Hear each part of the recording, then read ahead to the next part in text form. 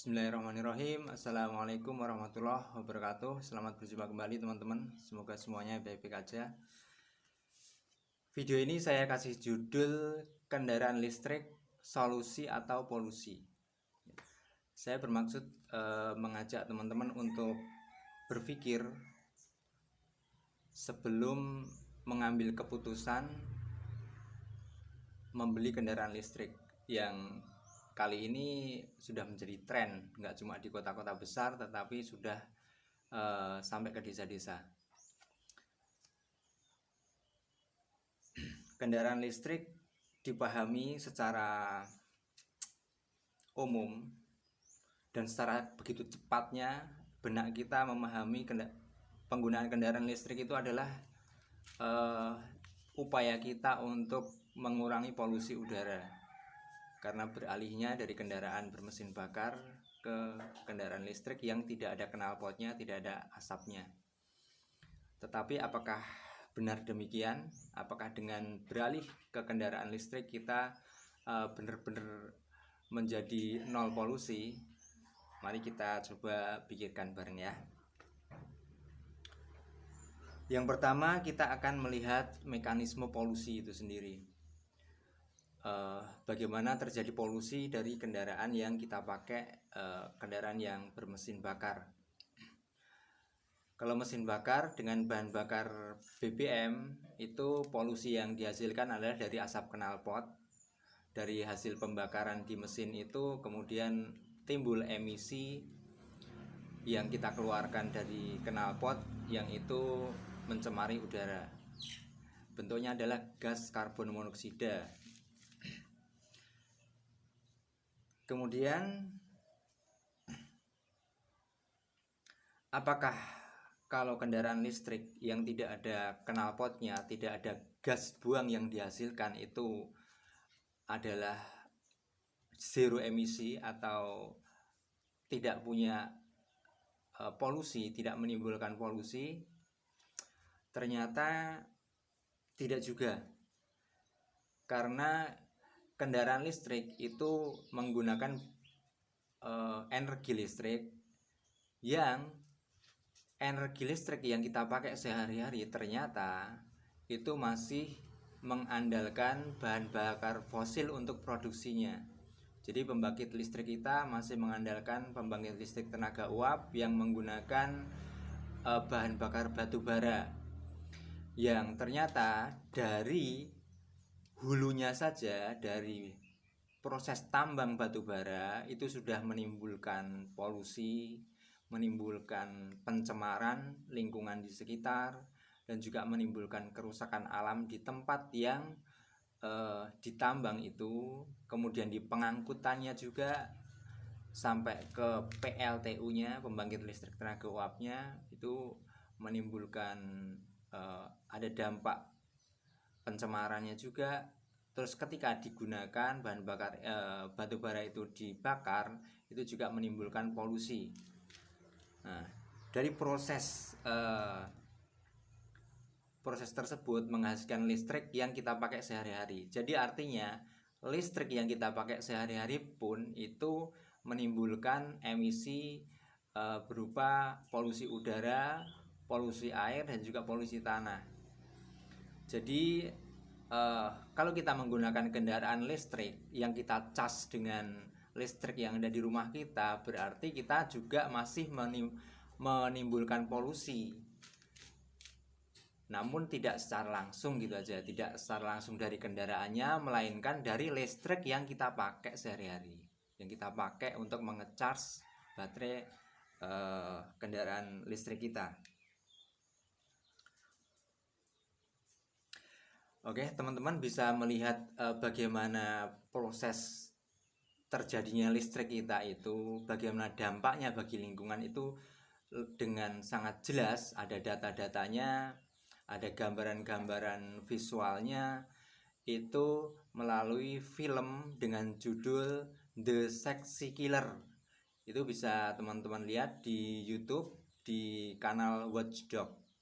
Silakan bisa disaksikan lain waktu biar bisa mengerti bagaimana produksi listrik dan dampaknya bagi lingkungan dan juga kemanusiaan. Oke, kemudian selanjutnya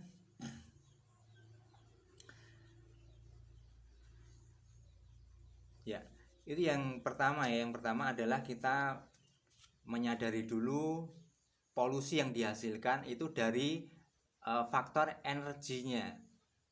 Tadi energi bahan bakar minyak itu menimbulkan polusinya dari knalpot, kemudian energi listrik menimbulkan polusi dari proses pembuatan listriknya itu. Kemudian ada lagi yang mesti kita pikirkan, yang ini saya kira orang masih belum begitu memikirkan, nggak ngeh dengan ini, yaitu yang disebut material carbon footprint, yaitu bagaimana terjadinya, bagaimana proses sampai adanya benda yang disebut kendaraan itu, yang bahannya antara lain adalah ada besi, ada plastik, dan ada karet bannya itu, terus ada material-material yang lain yang jadi komponen kendaraan tersebut. Nah, itu juga mesti kita pikirkan. Pada prinsipnya adalah semakin kita banyak menggunakan atau membeli produk baru, berarti semakin banyak dan semakin sering kita beli, kita menggunakan produk baru, berarti semakin banyak pula eksploitasi sumber daya alam yang terjadi, dan semakin banyak pula jejak karbon atau polusi atau pencemaran yang ditimbulkan dari proses produksi barang tersebut. Belum dari produksinya, dari pengambilan sumber daya alamnya itu, kemudian lanjut dari proses produksi barangnya, kemudian distribusi barangnya, dan kemudian setelah barang itu kita pakai kemudian menjadi sampah, maka semua itu akan terjadi peningkatan ketika kita semakin banyak membeli dan menggunakan barang tersebut. Apalagi kalau kita menggunakannya tidak dalam jangka panjang. Contohnya kita beli kendaraan, kemudian baru 5 tahun sudah tidak kita pakai lagi, sudah kita dongkrokkan, mungkin kita buang begitu saja, dirosok begitu, makanya timbulan sampahnya akan begitu cepatnya. Nah, ini penting untuk kita pikirkan. Maka itu keputusan untuk membeli barang baru berupa kendaraan listrik perlu kita tinjau juga dari sisi ini.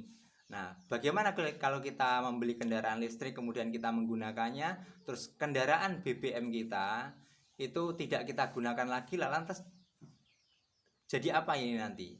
Apakah cuma dongkrok kemudian lama nggak dipakai akhirnya cuma karatan dan jadi sampah, atau bagaimana? Itu mesti kita pikirkan.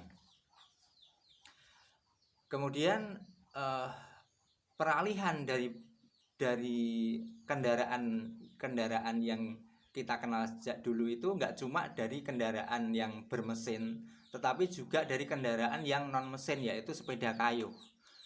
Nah, sekarang itu bahkan yang ada di pasaran yang sampai ke desa-desa itu paling banyak malah bukan sepeda motor dan mobil listrik, melainkan sepeda listrik. Nah, jadi kalau kita berbondong-bondong membeli sepeda listrik, apakah itu berarti kita ada kemajuan dari sisi ekologi? Apakah ada kemajuan dari sisi polusi? Ternyata malah tidak, kan? Dari semula kita pakai sepeda kayu yang tidak menimbulkan polusi, tidak menggunakan energi karena energinya adalah energi otot kita, menjadi pakai energi listrik yang saya sebutkan tadi, produksi listrik kita menimbulkan polusi. Makanya peralihan dari penggunaan sepeda kayu ke sepeda listrik merupakan kemunduran kalau ditinjau dari sudut pandang ekologi. Nah, itu mesti kita pikirkan juga. Makanya kita itu mesti punya kemandirian berpikir. Jangan cuma ikut-ikutan tren, dan apalagi kita terbuai oleh iklan-iklan. Kita harus berpikir benar itu. Nah, kemudian lalu apa yang mesti kita lakukan untuk menjadikan polusi udara dan juga polusi air, polusi bumi dan lain sebagainya itu menjadi berkurang? Nah, kalau saya menawarkan ada yang paling prinsip adalah yang kita perbaiki adalah diri kita, adalah pola berkendara kita, pola bertransportasi kita, dan juga budaya bertransportasi kita.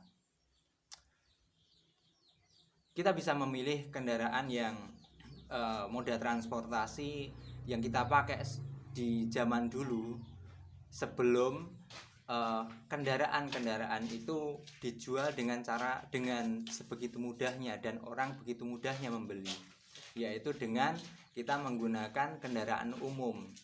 Apalagi kendaraan transportasi massal seperti bis. Satu kendaraan bisa mengangkut banyak sekali orang, sehingga perbandingan emisinya jika dibandingkan dengan kendaraan pribadi akan jauh lebih sedikit. Selain itu, kita juga perlu untuk membudayakan kembali seperti yang di Amsterdam di Belanda. Itu budaya yang terjadi di sana adalah budaya bersepeda kayu maksudnya. Nah, sebenarnya ada ironi di negeri kita yang masih belum menjadi produsen kendaraan, tetapi kita sangat banyak sekali menggunakan kendaraan bermotor. Padahal di negeri produsen otomotif yang besar seperti di Jepang dan juga di negara-negara Eropa itu mereka memproduksi kendaraan bermotor begitu banyak, tetapi budaya jalan kaki dan bersepeda itu lebih tinggi daripada yang kita miliki di negeri kita. Jadi ini mesti kita pikirkan juga. Jadi yang pertama, solusi yang saya tawarkan adalah kita melakukan hijrah budaya berkendara ya. Kita memperbaiki pola bertransportasi kita, budaya bertransportasi kita. Kemudian yang kedua, kalau kita punya tekad yang kuat, insya Allah kita juga bisa untuk memperbaiki sistem listrik kita. Bagaimana kita bisa memproduksi listrik yang ramah lingkungan dalam skala komunitas kecil, misalnya dengan pembuatan pembangkit listrik mikrohidro, atau dengan pembangkit listrik tenaga angin dengan kincir angin yang kecil. Kemudian juga bisa dengan panel surya, yang itu sudah terbukti, sudah ada sebagian teman-teman kita yang sudah melakukan upaya-upaya itu. Kemudian itu bisa dibarengi juga kalau kita mau hijrah ke kendaraan listrik dari kendaraan BBM, dengan penggunaan listrik yang kita produksi itu kita bisa agar tidak terjadi eksploitasi sumber daya alam dan juga kemunculan sampah yang besar seperti yang saya katakan tadi, adalah dengan cara mengganti mesin kendaraan-kendaraan lama kita, kendaraan-kendaraan yang bahkan yang sudah jadul, yang mesinnya beremisi tinggi atau yang sudah rusak mesinnya, itu bisa diganti dengan rangka bodinya masih kita bisa gunakan, kemudian mesinnya diganti dengan mesin listrik. Jadi bukan membeli kendaraan listrik baru, melainkan menggunakan rangka bodi kendaraan lama kemudian dipasangi dengan mesin listrik yang baru. Nah, dengan itu tentu kita bisa berkendara dengan emisi yang rendah dan juga kita tidak menimbulkan sampah rongsokan dari kendaraan-kendaraan lawas. Demikian. Dan juga satu yang mesti kita perhatikan dari kendaraan listrik adalah bahwa baterai kendaraan itu merupakan, kalau sudah menjadi sampah, adalah termasuk sampah B3, yang itu mesti punya tempat sendiri. Kalau kita buang di tempat sembarangan itu akan merusak lingkungan. Demikian, semoga menjadi bahan berpikir untuk kita, dan mari kita sambung di diskusi di kolom komentar. Terima kasih. Assalamualaikum warahmatullahi wabarakatuh.